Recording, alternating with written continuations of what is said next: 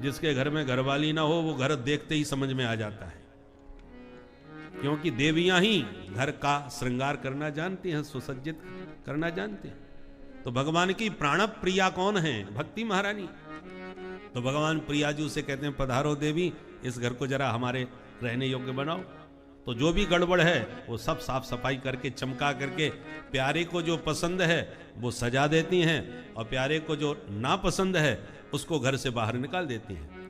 भगवान को ना पसंद क्या है? बोले मोहि कपट छल छिद्र न भावा, इतनी चीजें पसंद नहीं है। तो भगवान की भक्ति उस मकान से, हमारे हृदय से सब छल कपट निकाल बाहर कर देती है। और निर्मल मन जन सो मोहि पावा, तो मन को निर्मल बनाती है, चमकाती हैं, क्योंकि निर्मल मन से ही माधव आकर्षित होके आते हैं। तो मन को निर्मल बनाएंगी, काम और जो काम क्रोध छल कपट आदि गंदगी है उसे बाहर करेंगी, घर को एकदम सफा करेंगी, और फिर स्वयं सुसज्जित होकर श्रृंगार करके प्रियतम के आगमन की प्रतीक्षा में विराजमान हो जाती है। और जब ठाकुर जी देखते हैं घर में कि घर भी चमाचम चकाचक है और प्रिया जी भी बैठ के प्रतीक्षा कर रही हैं हमारी, तो फिर भगवान अपने आप को रोक नहीं पाते और तुरंत अपना धाम वैकुंठ साकेत गोलोक सब छोड़ छाड़ के प्रविशति हृदय तेषाम, उस भक्त के हृदय में प्रविष्ट होकर के और फिर हमेशा के लिए परमानेंट उस घर के वासी बन जाते हैं। तो पहले तो भगवान का ही मन नहीं होता घर छोड़ने का, और मन बनाए भी छोड़ने का तो भक्ति उन्हें पकड़ के अपने प्रेम पास में ऐसा बांध लेती हैं कि भगवान को निकलने नहीं देती, भागने नहीं देती। प्रिया जी के प्रेम पास में भगवान निबद्ध हो जाते हैं।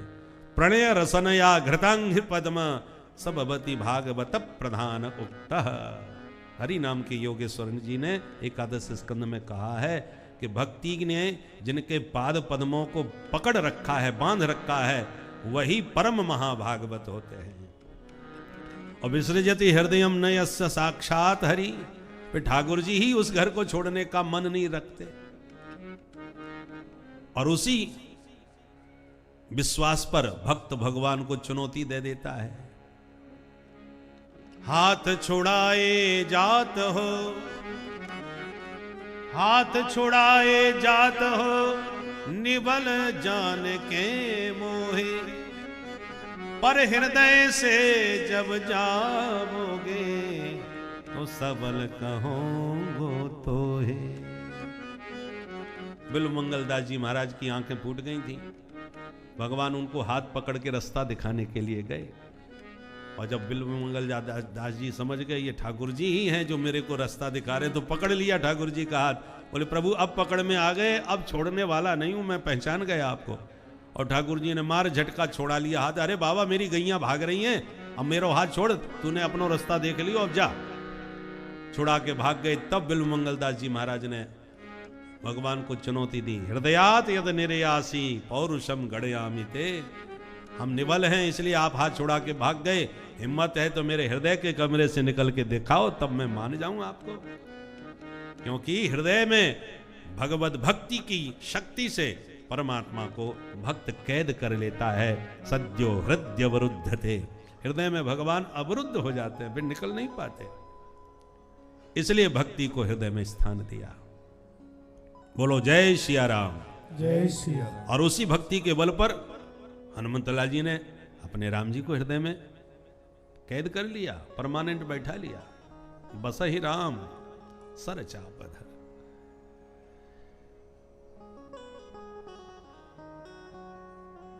नारद जी ने कहा प्रभु प्रत्यक्ष देख लिया कि यह ग्रंथ भक्ति ज्ञान वैराग्य को स्वस्थ करने वाला है। जिनको मैं बुढ़ा छोड़ के आया था वृंदावन में, वो ज्ञान वैराग्य आज नव युवक बन के आप भक्ति मैया के साथ छिरकते नाचते मैंने देख लिए। बस एक बात और बता दो, क्या? श्रीमद् भागवत के श्रवण से कैसे कैसे पापी मुक्त हो सकते हैं, कौन कौन से पाप साफ हो सकते हैं। पापियों को पाप से है तारती, तो कैसे कैसे पापियों को तारती है। के विशुद्धंति बदंतु मह्यम। सनकादिक बोले कौन कौन से पापी, ये प्रश्न ही खत्म करो। हम तो कहते हैं पापियों की प्रतिस्पर्धा में जो प्रथम श्रेणी का पापी हो उसे पकड़ के लाओ, जिससे बड़ा दुनिया में कोई दूसरा पापी नजर ना आवे। ऐसे महापापी को भी लेकर के आओ और वो भी यदि चित्त लगा के चित्तचोर के चरित्र ईमानदारी से सुन ले तो कलयुग में वो भी पवित्र हो जाएगा। ये मानवा पाप कृतस्तु सर्वदा सदा दुराचार करता विमार्गा। ये मानवा पाप कृतस्तु सर्वदा सदा दुराचार करता विमार्गा। क्रोधाग्निदग्धा कुटिलाश्च कामिनः सप्ताह यज्ञेन कलौ पुनन्ति ते। क्रोधाग्निदग्धा कुटिलश्च कामिनः सप्ताह यज्ञेन कलौ पुनन्ति ते। कायेन वाचा मनसापि पातकम् कायेन वाचा मनसा विपातकम् नित्यं प्रकुर्वन्ति सठाहठेन ये। नित्यं प्रकुर्वन्ति सठाहठेन ये। परस्वपुष्टा मलिना दुराशया परस्वपुष्टा मलिना दुराशया। सप्ताह यज्ञेन कलौ पुनन्ति ते। सप्ताह यज्ञेन कलौ पुनन्ति ते। सप्ताह यज्ञेन कलौ पुनन्ति ते। सप्ताह यज्ञ ज्ञान यज्ञ में ऐसे ऐसे पापी भी पुनीत हो सकते हैं। कौन कौन से? पाप कृतस्तु सर्वदा, जिसने जीवन भर पाप ही पाप किए हों। सदा दुराचार रता, दुराचरण करता हो, विमार्ग का धर्म भ्रष्ट हो गया हो, पतित हो गया हो। क्रोधाग्नि दग्धा, क्रोध की आग में 24 घंटे जलता रहता हो। कुटिलाश्च कामिनः, कुटिल है, कामी है, पर ऐसे पापी भी कलौ पुनन्ति ते, कलयुग में वो भी पुनीत हो सकते हैं। बोले महाराज आज तक कोई हुआ भी है? हाँ हाँ बिल्कुल हुआ है। अच्छा बताओ कौन हुआ? तब सनकादिकों ने नारद जी को एक सत्य इतिहास सुनाया। इतिहास मतलब इति माने इस प्रकार, ह माने निश्चित रूप से, आस माने हुआ, ऐसा निश्चित रूप से हुआ था, उसी का नाम है इतिहास। अत्र ते कीर्तयिष्याम इतिहासं पुरातनम। ये बड़ा प्राचीन इतिहास है, बहुत ध्यान से सुनिएगा। एक तुंगभद्रा नामक नदी के तट पर एक छोटे से गांव में पंडित जी रहते थे। उनका नाम था पंडित आत्मदेव शास्त्री।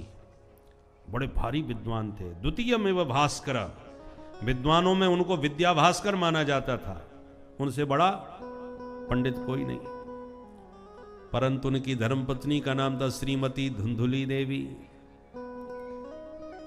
पतिदेव जितने सज्जन और विद्वान थे, पंडितानी उतनी ज्यादा खतरनाक थी। कैसी थी? लोक भारता रता क्रूरा प्रायसो बहुजल्पिका सूरा चक्र कृत्येषु कृपणा कलह प्रिया। लोक वार्ता रता, सत्संग की कभी कोई चर्चा नहीं, दुनिया भर की बात है। पूरे गांव की रिपोर्ट पंडितानी से ले लो महाराज। किसके घर में क्या हुआ, कैसे हुआ, कब हुआ, वो पूरी दुनिया भर की बातें करती थी। घर घर की सब बात जानती थी। क्रूरा, स्वभाव से बड़ी क्रूर थी। बहुजल्पिका, जल्पना माने बोलना, बहुत ज्यादा बोलती थी। जब बोलने लग जाए तो दूसरे को बोलने का मौका ही नहीं मिलता था। अखंड धारा प्रवाह। सूरा, लड़ने में सबसे आगे। और गृह कृत्येषु कृपणा, घर का काम करने के लिए सबसे ज्यादा बेचारी सिर पकड़ के बीमार हो जाती थी। जहां कोई काम आया सोई सिर पकड़ के बैठ गई। मेरे तो सिर में दर्द हो रहा है, पेट में दर्द हो रहा है, कमर दुख रही है, घुटने में दर्द है, चला फिरा नहीं जा रहा। हजारों बीमारियां एक साथ प्रकट हो जाती थी जब काम का समय आवे तो। और लड़ने की बात आवे तो कलह प्रिया, एकदम फुर्ती आ जाती थी महाराज। लड़ने के लिए सबसे आगे खड़ी नजर आती थी। और जिस दिन किसी से लड़ाई ना हो उस दिन उसका दिन बोर हो जाता था। अरे आज कुछ आनंद नहीं आया, बहुत बोरियत दिन रहा। ऐसी विचित्र स्वभाव की देवी थी। पर ब्राह्मण पढ़े लिखे समझदार थे, इसलिए बेचारे निर्वाह कर रहे थे जैसे तैसे। पर दुर्भाग्य से कोई संतान नहीं हुई।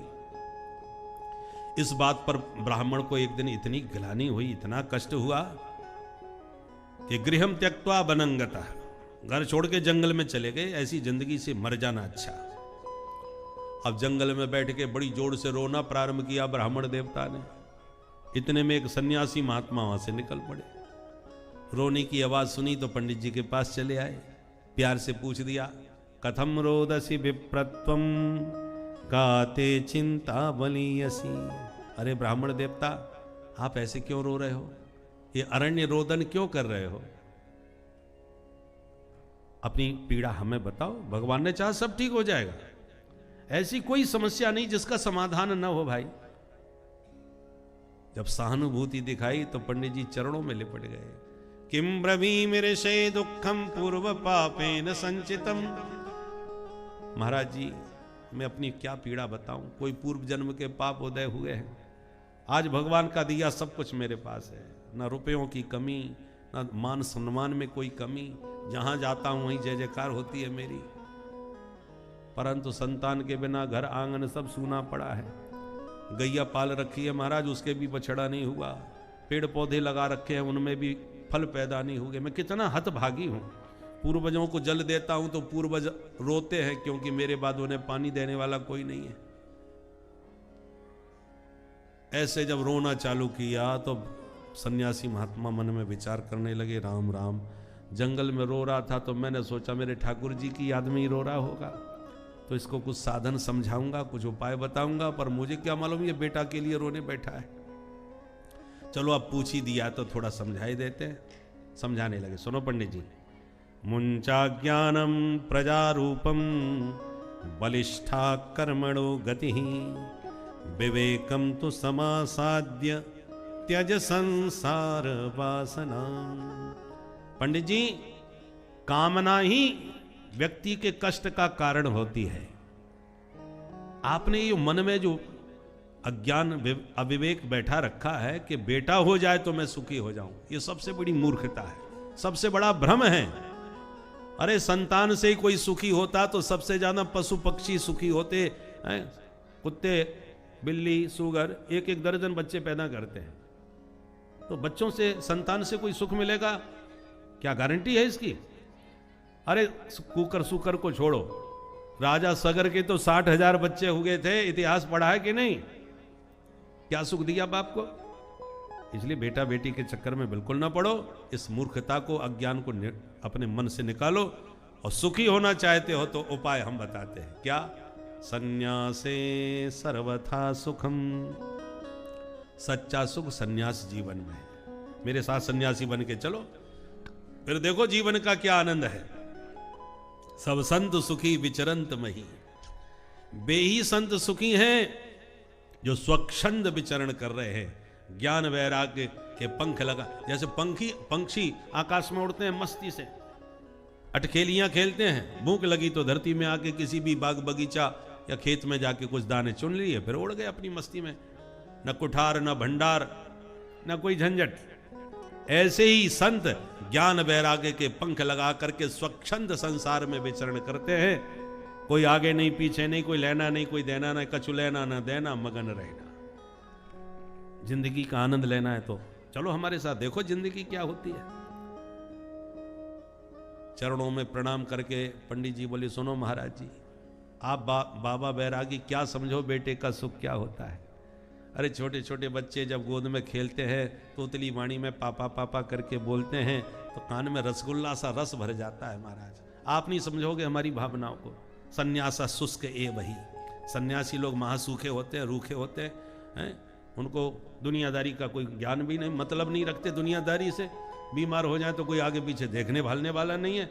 इसलिए माफ करना महाराज, मुझे ये सन्यास का प्रवचन अच्छा नहीं लगा। पुत्रादि सुखहीनोयम, इसमें बेटा बेटी का कोई सुख नहीं है, आगे पीछे कोई है नहीं। तो पुत्रादि सुखहीनोयम संन्यास शुष्क एवही। और सरस गृहस्थ सरसो लोके पुत्र पौत्र समन्वितः। गृहस्थ जीवन में बड़ा आनंद होता है महाराज, आप समझोगे नहीं क्योंकि आपने देखा नहीं। और बेटा बेटियों से घरा हुआ भरपूर आंगन हो तो बड़ा आनंद आता है, बच्चों की तोतली बातें सुनने में। महात्मा समझ गए इस पर बेटे का भयंकर भूत चढ़ा है भाई। हमारा तो प्रवचन 2 मिनट में इसने पानी फेर दिया। तो बोले सुनो पंडित जी, हम बोलना नहीं चाहते थे पर अब बता ही देते हैं। क्या? बोले हम ज्योतिष के जानकार हैं, तुम्हारे माथे की रेखा पढ़ के हमने सब समझ लिया। क्या समझ लिया? बोले सप्त जन्मा बधी तब पुत्रो नई वच 7 जन्म तक तुम्हारे भाग्य में कोई पुत्र सुख नहीं है, बेटा तुम्हें हो ही नहीं सकता। इतना सुन के तो ऐसा आघात पहुंचा, धक्का लगा ब्राह्मण को, बड़ी जोर से धरती में सिर पटक दिया। महात्मा जी डर गए। अरे पंडित जी क्या कर रहे हो भैया, प्राण निकल जाएंगे, मर जाओगे। ब्राह्मण ने कहा मैं तो मरने के लिए ही घर से आया था महाराज जी, आप मिल गए तो मुझे लगा आप कष्ट दूर करोगे, पर आपने तो 7 गुना बढ़ा दिया। मैं तो इसी जन्म के लिए रो रहा था, आपने 7 जन्म की और बता दी। अब मेरे कपाल में क्या लिखा है मुझे नहीं मालूम, पर इतना बता देता हूं कि यदि बेटा नहीं दिया तो ठीक नहीं होगा। ठीक नहीं होगा का क्या मतलब? बेटा नहीं दिया तो नोचे त्यजाम्य हम प्राणास्त्वदग्रे शोक मूर्छित, दोबारा सिर पटक के आपके चरणों में आत्महत्या कर लूंगा। मेरी कपाल क्रिया तो आपके चरणों में हो जाएगी, पर आपको भी ब्रह्म हत्या लगेगी, याद रखना महाराज। अब बाबा जी की धड़कन तेज हो गई। हे भगवान, कछु लेना न देना मगन रहना। बिना मतलब के अच्छे भले जा रहे थे, राम राम जपते हो गए, हमने राम राम इनसे क्या कर ली, ये तो हमको ही ब्रह्म हत्या लगा रहा है। सुनो पंडित जी, हमको निकल जाने तो, फिर जो मर्जी आवे सो करो, मैं नहीं रोकूंगा। बोले नहीं, त्वदग्रे, मरूंगा तो तुम्हारे सामने ही मरूंगा महाराज, चरण नहीं छोड़ूंगा आपके। अब तो जो फैसला है आपके चरणों में होना है। बाबा जी समझ गए ब्राह्मण खतरनाक है भाई, अब कैसे पिंड छोड़ाएं, भाग्य में है नहीं तो बेटा कहां से दे, दूंगा तो मेरी बात खराब हो जाएगी। चलो फिलहाल तो इससे पिंड छोड़ाओ। भगवान का नाम लेके बगल में से एक फल निकाल के पंडित जी के हाथ पे रख दिया और आशीर्वाद दिया, इदम भक्ष्य पत्न्या त्वं ततः पुत्रो भविष्यति। जाओ ये फल अपनी धर्म पत्नी को खिला देना, आशीर्वाद है, गारंटी से बेटा होगा। इतना सुनते ही पंडित जी तो नाचने लगे। संत बड़े दयालु होते हैं, मुझे विश्वास था महाराज जी मुझ पर जरूर कृपा करेंगे। चरणों में लोटपोट हो गए। महाराज जी और बताइए क्या करना होगा? 2-4 नियम बता दिए। एक समय भोजन किया करो और जीवों पर दया करो, सत्य बोला करो, 1 साल तक नियम पालन करो। तेन पुत्रोति निर्मलः, यदि ऐसा किया तो और भी अच्छा बेटा होगा। साष्टांग प्रणाम करके पंडित जी भागे आए। अरे सुनती हो, देखो क्या लाया हूं तेरे लिए। पंडितानी भीतर से भागी आई, आज सवेरे से ही गायब हैं, कोई तगड़ा माल लेके आए होंगे कहीं से। क्या लाए हो जी? बोले देख कितना सुंदर फल है, अब जल्दी से खा ले। पंडितानी ने सिर पकड़ा, हे भगवान, गला फाड़ के तो ऐसे बुला रहे थे जैसे 9 लखा हार लाए हो मेरे लिए। मैंने क्या फल नहीं खाया? पंडित जी बोले बाबरी है, सब ऐसा फल नहीं है, बड़े सिद्ध महात्मा ने दिया है, इसको खाएगी तो निश्चित रूप से तेरे को बेटा होगा। सन्यासी बाबा से लेके आया हूं सीधे बागेश्वर धाम से। बोलो राधे राधे। पक्का बेटा होगा, सोचे मत, फटाफट खा ले। अब देवी धुंधली ठहरी। मुझे लगता है मेरे ऊपर कोई जादू टोना करवा रहे किसी बाबा बैरागी से। मैं ऐसे तो नहीं खाऊंगी, सोच समझ के खाऊंगी।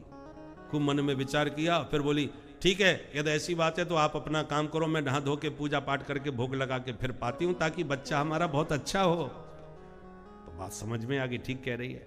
अच्छा ठीक है, बाद में खा लेना, पर नहा धो के ध्यान से खाना। बोले हाँ चिंता मत करो महाराज। बोले वाले पंडित जी मान गए। पर देवी जी फल लेके घर में घुस के बैठ गई। हे भगवान, खाऊं कि नहीं खाऊं? थोड़ी देर में पड़ोसिन आ गई। सखी क्या सोच रही है बैठी बैठी? तो पूरी कहानी सुना दी। किसी बाबा जी ने फल पकड़ा दिया है, कह रहे इसको खाने से बेटा हो जाएगा। तू बता बहन, फल खाने से कहीं बेटा बेटी होते? मैं इन सब बातों पर विश्वास नहीं करती। पड़ोसिन बोली ऐसे मत बोल, संतों के आशीर्वाद से कुछ भी असंभव नहीं, सब कुछ संभव हो सकता है। और मान के चलो बेटा न हुआ तो फल खाने में कोई नुकसान भी तो नहीं होने वाला। मेरी बात मान, भगवान का नाम लेके फल खा ले, कुछ नहीं होगा। धुंधली बोली यदि हो गया तो? बोले हो गया तो खूब बढ़िया, बधाइयां गवाएंगी और तुम्हारा कलंक दूर हो जाएगा। धुंधली बोली बधाई सब बाद में गवाएंगी, पहले मैं तो ये सोच रही हूं कि फल भक्षेण गर्भस्यात् गर्भेणोदर वृद्धिता। मैंने फल खा लिया तो गर्भवती हो जाऊंगी, तो मेरा पेट बड़ा हो जाएगा। तो आज मैं एक बैठक में कम से कम 10 रोटी आराम से खा जाती हूँ, खाती हूँ तो काम भी करके दिखाती हूँ, 2-2 हाथ भी करती हूँ। पूरे मोहल्ले में किसी की हिम्मत नहीं जो आंख उठा के मेरे से बात कर जाए, सब डरते हैं। परंतु पेट में यदि बच्चा होगा तो मैं ये सोच रही हूँ कि भोजन तो मेरा आधा हो जाएगा, क्योंकि आधी जगह तो बच्चा घेर लेगा, और भोजन आधा हो जाएगा तो कमजोर हो जाऊंगी, और कमजोर हो जाऊंगी तो फिर घर का काम कैसे कर पाऊंगी, और सबसे लड़ने भिड़ने की जरूरत पड़ी तो कैसे लड़ पाऊंगी। पड़ोसी ने बोली तू पागल है, ये कोई समस्या है? अरे कुछ महीनों की बात है, कुछ नहीं होगा, सब ठीक हो जाएगा, भगवान का नाम लेके खा ले, काम तो घर के होते ही रहेंगे। और ना हो तो अपनी ननद को बुला लेना, जब वो बुआ बनेगी तो तुझे उसे बधाई तो देनी ही पड़ेगी। जब देना ही देना है तो 4 महीने पहले बुला के घर के ही काम करवाओ, और जब वो बुआ बन जाए तो जो बने सो दे दे करके खुश कर देना, देना तो पड़ेगा ही। धुंधली बोली बहन मेरी ननद का नाम मत लेना, वो महाचोटी है, जब जब आती है माल घर से गायब हो जाता है। अब उसके भरोसे मैंने घर छोड़ दिया, तब तो हो गया मेरे घर का कल्याण। इससे तो अच्छा कोई नौकर चाकर रख के घर के काम करवा लूंगी। ठीक है जैसे बने सो कर लेना, पर फल तो खा ले बहना। बोले बहन फल तो मैं खा लूं, पर मुझे एक डर लग रहा है। क्या? मैंने सुना है सुखदेव जी मैया के पेट में 12 साल तक रहे थे, क्या सही बात है? पड़ोसन ने बोली सुनी तो मैंने भी है, सही होगी। धुंधली बोली तो इतना बड़ा रिस्क मैं नहीं ले सकती, मेरा बच्चा कहीं 4-5 साल भी रह गया मेरे पेट में बहना तो मैं तो जीते जी मर जाऊंगी। सुखवत निवसेत गर्भम तदा में मरणम भवेत एवं कुतर्क योगेन तत्फलम नैव भक्षितम। इतनी समस्याओं की लंबी लिस्ट गिना दी और अंत में फैसला लिया मैं तो फल खाने वाली नहीं, इतना बड़ा खतरा मैं नहीं बोल ले सकती। पड़ोसन ने कहा बुद्धि में जो आवे सो कर बहना, तुझे समझाते मेरी बुद्धि गर्म हो गई और बेचारी चली गई, पर इसने फल नहीं खाया। थोड़ी देर में अचानक घूमती हुई इसकी बहना आ गई छोटी, पूरी कहानी उसको सुना दी कि बहन तू बता अब मैं क्या करूं। छोटी बहन यही चाहती थी इसके बच्चा न हो तो कहीं ये मेरा बच्चा गोद ले ले तो सारी संपत्ति इसकी मैं हड़प जाऊं। वो अपनी जुगाड़ में थी, उसने और माथा खराब कर दिया। बहन धुंधली फल खाने से कहीं बेटा बेटे हो गए आज तक? ये बाबा लोग भी न जाने कहां पागल बनाते रहते लोगों को, और तुम भी पागल बन रही हो। कुछ नहीं होता ये सब बकवास, और तुझे फिर भी विश्वास नहीं होता तो एक काम करो, या तो फल खाने से बेटा ही होता है तो इतने वर्षों से तेरी गैया भी घर में बंधी है, कुछ नहीं हुआ, चल इस गैया को ये फल खिला के देखो, देखे क्या होता है। बाबा के फल की परीक्षा होनी चाहिए। अब तुझे सिर्फ बेटा ही तो चाहिए तो तू चिंता मत कर, हम में तुम्हें कोई अंतर नहीं। तेरे बच्चा नहीं है तो मेरे बच्चा होने वाला है, पहले ही बहुत बच्चे हो चुके हैं, मुझे तो जरूरत नहीं है, एक और हो जाएगा तो मेरे लिए तो समस्या है। मैं तुझे वचन देती हूँ बहन, ये बच्चा जन्म लेती तुझे दे दूंगी, तुझे बेटा मिल जाएगा, और ये बात किसी को पता नहीं चलना चाहिए, जहां तक कि तुम्हारे पति को भी पता न चले। तो तुम्हें कोई टेंशन नहीं है, बेटा का बेटा तुम्हें मिल गया, किसी को पता भी नहीं चला, कोई परेशानी नहीं। धुंधली बोली वाह बहन, बहन हो तो तेरी जैसी, 1 मिनट में मेरी सारी समस्या ही खत्म कर दी तूने तो। चुपचाप गैया को फल खिला दिया और पतिदेव को बता दिया महाराज जब से फल खाया खूब फायदा हो रहा है। पंडित जी खुशी के मारे नाचने लगे, एक एक दिन गिनना चालू कर दिया। समय पा करके छोटी बहन के बेटा हुआ, उसने ला के रात में चुपचाप धुंधली को दिया, और सवेरा होने पर धुंधली ने पतिदेव से कह दिया देखो महाराज बेटा हो गया आज रात में।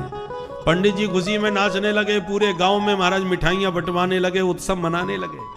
और उसके 3 महीने के बाद पंडित जी की गैया के भी बेटा हो गया। त्रिमासे निर्गते चाथ साधेनु सुस्वेर्भका सर्वांग सुंदरम दिव्यम निर्मलम कनक प्रभम। गाय का बेटा सर्वांग सुंदर, एकदम कनक कांति, केवल कान उसके गाय जैसे लंबे थे, बाकी तो बिल्कुल मनुष्य जैसा। पूरे गांव में हल्ला मच गया, भैया भगवान देते हैं तो छप्पड़ भार के देते हैं। पंडित जी एक बेटे का मुंह देखने को तरस रहे थे, आज देखो उनकी गैया के भी बेटा हो गया, 2-2 हो गए बच्चे उनके। भाग्योदयो धुना जाता आत्मदेवस्य पश्यत धेन्वा बालः प्रसूतस्तु दैवरूपीति कौतुकम। विधाता का ये चमत्कार तो भाई हमने आज पहली बार देखा कि गाय के बेटा हुआ है मनुष्य का। पंडित जी का आनंद दोगुना हो गया। बच्चे बड़े हो गए, नामकरण किए। गाय के बेटे के कान गाय जैसे हैं, इसलिए नाम रखता हूं गौकर्ण, और अपने बेटे का नाम रखता हूं। तब तक धुंधली खड़ी होगी, सबके नाम आप ही रखोगे क्या? बच्चा मेरा है, पेट में 9 महीने रखा है, नाम भी मैं ही रखूंगी। अच्छा बोल, क्या नाम रखेगी? और मेरा नाम धुंधली, मेरे बच्चे का नाम धुंधकारी होना चाहिए। ठीक है देवी, जैसी मर्जी तुम्हारी, नाम रख दिया धुंधकारी। दोनों बच्चों ने बड़े होके खूब नाम कमाया, किंतु एक हुआ विख्यात तो दूसरा हुआ कुख्यात। कियत कालेन तौ जातौ तरुणौ तनया बुभौ गौकर्णः पंडितो ज्ञानी धुंधुकारी महाखलः। गौकर्ण जी महान पंडित हो गए। पंडित माने सत असत विवेकिनी बुद्धि पंडा, सा अस्य संजाता स पंडितः। सत क्या है, असत क्या है, इसका विवेक रखने वाली बुद्धि को पंडा कहते हैं, और पंडा बुद्धि जिसके पास हो उसको पंडित कहते हैं।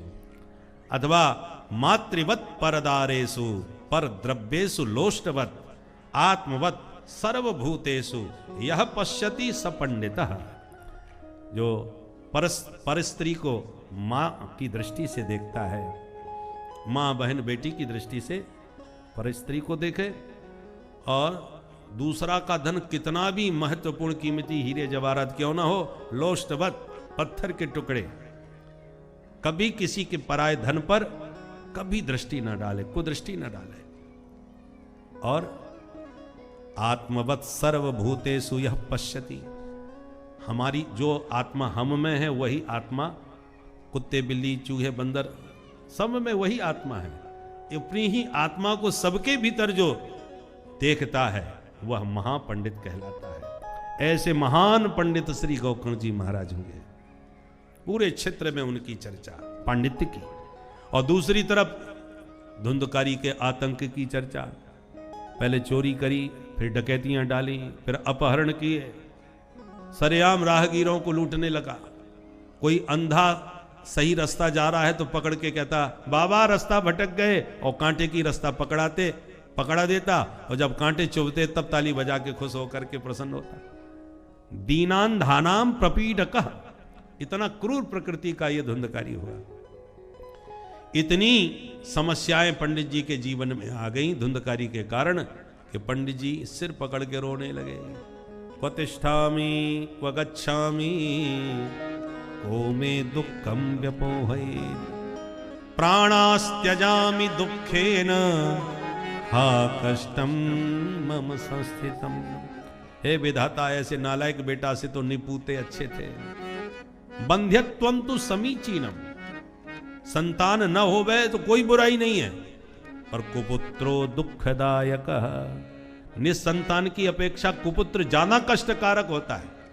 संतानहीन व्यक्ति को एक ही कष्ट होता है जब कोई चर्चा चलती है, क्या करे भगवान ने कोई बच्चा नहीं दिया, बस इतना ही कष्ट चर्चा आने पर होता है। पर नालायक बेटा हो जाए, कुपुत्र हो जाए, वो जिंदगी भर रोलाता है, पग पग पर सताता है। कभी कोई उसकी समस्या लेके आता है, तुम्हारे बेटे ने ऐसा कर दिया वैसा कर दिया, और वो बाप बेचारा क्या करे। घर की सारी संपत्ति बर्बाद कर डाली, मौज मस्ती में नाच कोठों में लुटा दी। पंडित जी सिर पकड़ के रोने लगे, ऐसी जिंदगी से तो मर जाना अच्छा है। समाज में मुझे मुंह दिखाने लायक इस नालायक ने नहीं छोड़ा, तो मरने को चल दिए। पहले मरने चले थे, बेटा नहीं है, अब मरने जा रहे हैं, बेटा क्यों है। यह है संसार की स्थिति। इसलिए नानक दुखिया सब संसार। संसार में, संसार को भगवान ने दुखालय कहा है।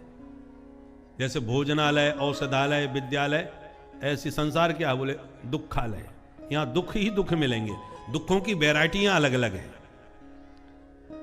भाई भोजनालय में एक ही भोजन थोड़ी है, कई प्रकार की सामग्री बनती है। पुस्तकालय में कई प्रकार की किताबें मिलती हैं। ऐसी दुखालय में कई प्रकार के दुख होते हैं। धनवानों के अलग ढंग के दुख हैं, गरीबों के अलग ढंग के दुख हैं। गरीब इसलिए रो रहा है, दुखी हो रहा है क्योंकि खाने को नहीं है, भूखा मर रहा हूं। अमीर इसलिए रो रहा है, क्या करें महाराज, भूख नहीं है, कुछ खाने की इच्छा ही नहीं हो रही। दुखी दोनों ही हैं। बोलो जय सिया राम। जय सिया राम।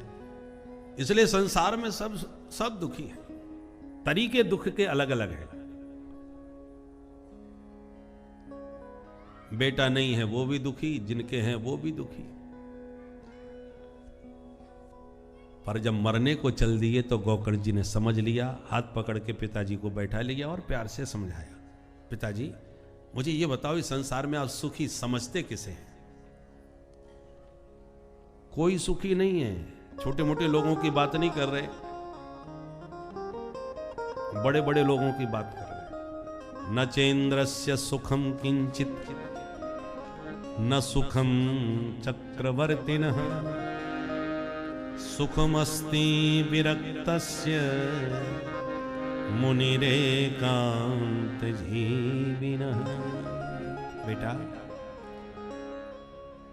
चाहे वो देवताओं के राजा देवराज इंद्र ही क्यों ना हो, वो भी सुखी नहीं है। किसी ने ज्यादा यज्ञ किए तो बेचारे टेंशन में चले जाते हैं, किसी ने कठोर ज्यादा तप किया तो बेचारे परेशान हो जाते हैं। हर समय उन्हें कुर्सी का खतरा बना रहता है। जो भी शक्तिशाली असुर होता है पहला हमला इंद्र पर ही करता है। मेघनाथ ने इंद्र को युद्ध में जीत लिया, इंद्रजीत कहलाया। तो जितने भी आतंकवादी हैं वो इन्हीं पर तो हमला सबसे पहले करते हैं, इसलिए वो टेंशन में रहते हैं बेचारे, परेशान कब कहां से हमला हो जाए। तो जो हर समय सशंकित हो वो सुखी कैसे हो सकता है? एक गरीब किसान मेहनत करके पसीना बहा करके थका हारा आकर के 10 रोटी फटकार जाता है और तान दुपट्टा खर्राटे बजा के सोता है। और जिसके पास सारी सुख सामग्री है, बढ़िया सुकोमल सैया है, एयर कंडीशन कमरा है, सुख सुविधाओं की कोई कमी नहीं, उस बेचारे को नींद की गोली खा के सोना पड़ रहा है। क्यों? बोले बहुत टेंशन है, धमकी भरा वहां से पत्र आया है, इतना भेज दो नहीं तो ये करवा देंगे वो करवा देंगे। जितना अधिक धन है उतना ही अधिक टेंशन है। एते पंचदशानर्था।